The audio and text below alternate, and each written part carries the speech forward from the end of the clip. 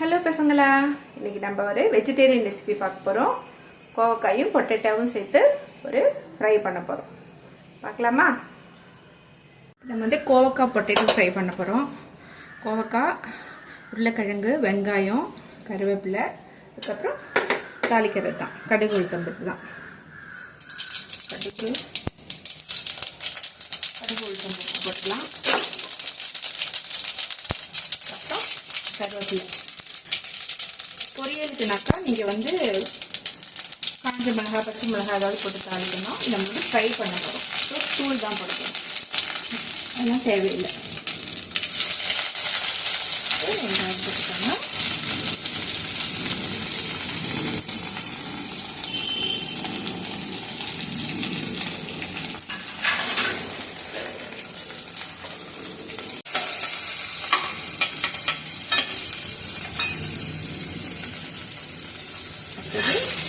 உருளைக்கிழங்கு,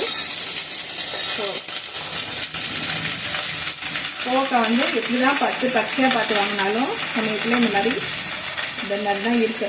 அதனால பரவாயில்ல, அப்படியே போட்டுக்கோங்க, நல்லா தான் இருக்கும்.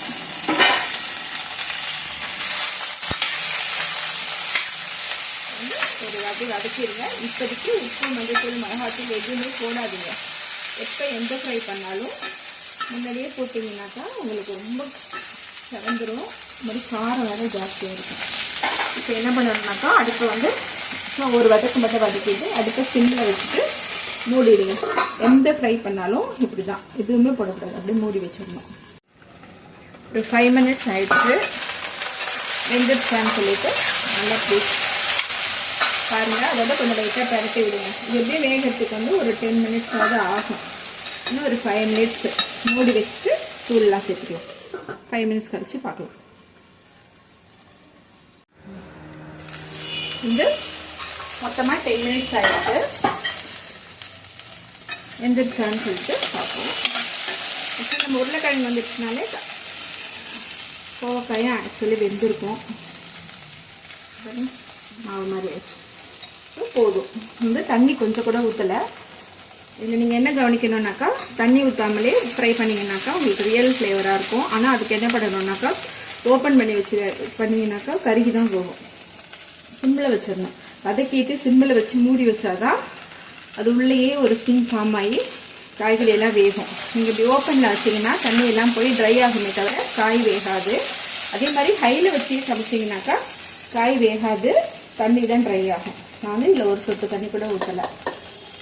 உங்களுக்கு வந்து காய் பழசாக இருந்தது அப்படின்னாக்கா, கொஞ்சம் ரொம்ப முத்தலாக இருந்ததுனாக்கா கொஞ்சமாக தண்ணி ஊற்றி வேக வச்சுக்கோங்க. இது வரைக்கும் நம்ம எந்த பொடியுமே போடல. நம்ம வந்து மஞ்சள் பொடி,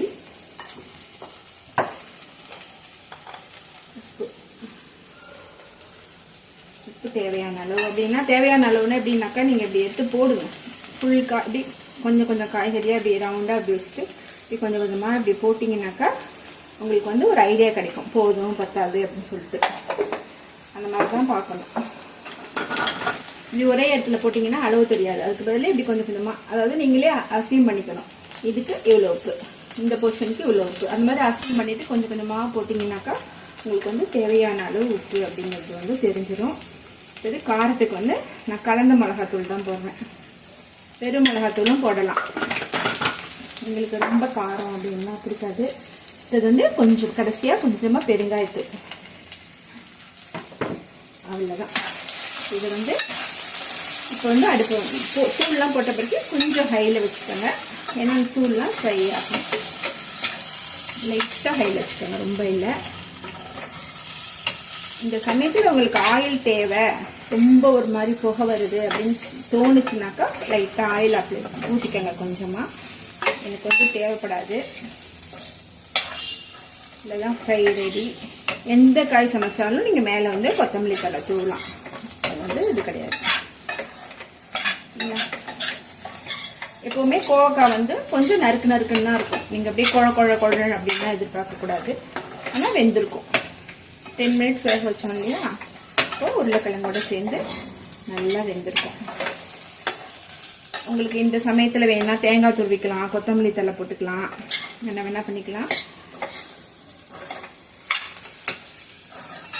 ஒரு 2 minutes வந்து ஹையில், கொஞ்சம் ஹையில் வச்சுட்டு இந்த மிளகா வாசனை போகிறதுக்காக அப்படி ஓப்பன்லேயே வச்சு ஒரு 2 மினிட்ஸ் இதே வச்சுட்டே. இந்த சமயத்தில் நீங்கள் உப்பு பத்தலைன்னா போட்டுக்கலாம், காரம் பத்தலைன்னா போட்டுக்கலாம், என்ன பண்ணிக்கலாம்.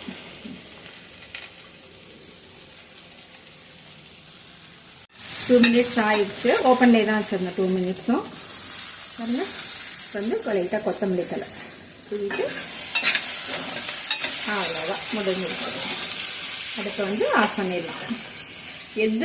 எந்த காய் வறுத்தாலுமே சரி சிம்மில் வச்சு செஞ்சிங்கனாக்கா டேஸ்ட் நல்லா வரும். அவசரப்படாதுங்க எதுக்குமே. இது வந்து அடுப்பில் வச்சு கிட்டத்தட்ட 12 to 15 மினிட்ஸ் ஆகிருக்கு. ஏன்னாக்கா உருளைக்கிழங்கு இதோட வேகமாக குக் ஆகிடும். கோவக்காங்கிறதுனால கொஞ்சம் ஒரு 12 to 15 மினிட்ஸ் ஆகிருக்கு. கட் பண்ணுறதுக்கெலாம் ஒரு 5 மினிட்ஸ் ஆகிருக்கும். அவ்வளோதான். ஓகே ஓகே பசங்களா, இன்றைக்கி நம்ம கோவக்காய் பொட்டேட்டோ ஃப்ரை பார்த்தோம். கோவக்காய் வந்து ரொம்ப நல்லது உடம்புக்கு. சுகர் பேஷண்ட்ஸ்க்குலாம் ரொம்ப நல்லது. அதே மாதிரி உருளைக்கிழங்கு வந்து அதில் இருக்கிற கார்போஹைட்ரேட்ஸ் வந்து ஹை குவாலிட்டி கார்போஹைட்ரேட்ஸ். அதையும் நம்ம அடிக்கடி உடம்புல சேர்த்துக்கணும். நம்ம வந்து வெறும் பொட்டேட்டோ ஃப்ரையாக சாப்பிட்றத விட இந்த மாதிரி வேறு ஒரு வெஜிடபிளோடு சேர்த்து சாப்பிடும்போது நம்மளுக்கு வந்து ஃபைபரும் கிடைக்கும், கார்போஹைட்ரேட்ஸும் கிடைக்கும். அதனால் நம்ம இந்த மாதிரி மிக்ஸ் பண்ணி சாப்பிட கற்றுக்கணும். ஓகேவா? ஓகே, பாய்.